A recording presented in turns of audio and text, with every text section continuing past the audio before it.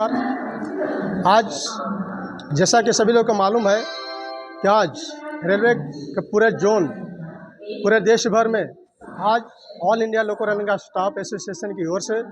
हमारे general secretary केसी James साहब के आह्वान पर पूरे देश के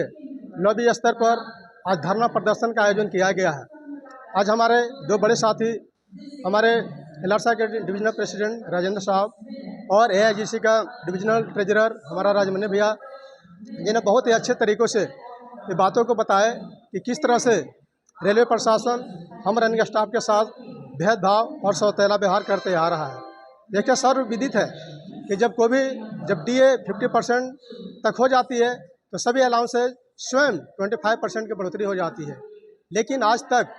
1 जनवरी 2024 के बाद से हम लोग इंतज़ार करते आ रहे हैं कि अब हमारा माइलेज रेट बढ़ता है। देखिए, आज 1 साल होने जा रही है, लेकिन सरकार के कानों पर जूं तक नहीं रेंग पा रही है कि हमारे जो रनिंग स्टाफ रेलवे के फ्रंट लाइन में गिने जाते हैं, जो हमें हमेशा सेफ्टी और सुरक्षा के लिहाज से अपने कार्य को निष्पादन बहुत ही सलीके के साथ करते आ रहे हैं, आज उनके साथ इतना भेदभाव व्यवहार क्यों किया जा रहा है। आज हम सभी साथी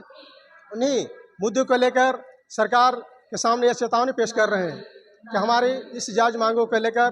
समस्या को अतिशीघ्र निदान करें, नहीं तो देश भर में अपने आंदोलन को तीव्र गति से बढ़ाएंगे और जितना हो सकता है संवैधानिक नियमों के आधार पर हम इस अपने आवाज़ को पूरे देश भर में आवाज़ बुलंद करेंगे और आगे आने वाले समय में हो सकता है कि हम लोग डिवीजनल स्तर से जोन होते हुए यहाँ तक हम लोग रेलवे बोर्ड और संसद भवन की ओर भी कुछ कर सकते हैं, क्योंकि ये हमारी जायज़ मांग है और हम इसके लिए अब हम वेट नहीं करेंगे। अब हमारे आर और पार की लड़ाई होने की शुरुआत हो चुकी है। जैसा कि हमारे साथी एलारसा के डीएस राजेंद्र प्रसाद जी ने बताया कि आज ये जो धरना है पूरे इंडियन रेलवे में हर एक लॉबी के सामने हो रहा है, तो मैं यही कहना चाहता हूँ कि कोई भी आदमी जो यहाँ पे आया है, सब लोग ड्यूटी करके आता है, अपना रेस्ट वॉलिस करके आता है, तो हम लोग आना नहीं चाहते हैं, लेकिन कुछ बातें ऐसे हो जाती है रेलवे प्रशासन के द्वारा कि जो हमारे न्यायोचित मांगे हैं उसको फुलफिल नहीं करती है। जैसे उदाहरण के तौर पे अभी सभी का जितने भी अलाउंसेंस है रेलवे में, सभी का 50% डीए होने के बाद 25% बढ़ गया, लेकिन हम लोग का जो अलाउंसेंस थे, जो माइलेज अलाउंस में आता है, उसमें बढ़ोतरी नहीं हुई। हम लोगों ने बहुत दिनों तक इंतज़ार किया, अब हो जाएगा, लेकिन अंत में हम लोग इस धरना प्रदर्शन के लिए विवश हुए।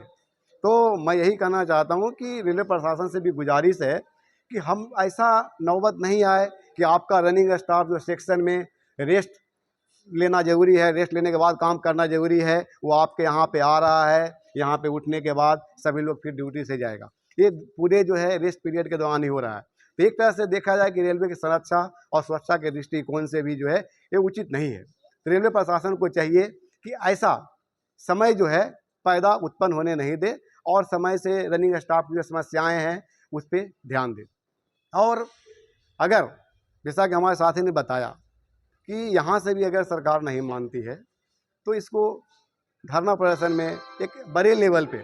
डिवीज़न से होते हुए जोनल रेलवे पर भी हम लोग जाएंगे और अपनी जायज़ मांगों के लिए जो भी उचित कदम उठाना रहेगा, हमारा संगठन एलारसा और एआईजी जो कि रनिंग स्टाफ कैडर में आता है, अपनी मांग पूरा करवाने के लिए हर संभव कोशिश करेगा। जय हिंद। सभी का जो हमारे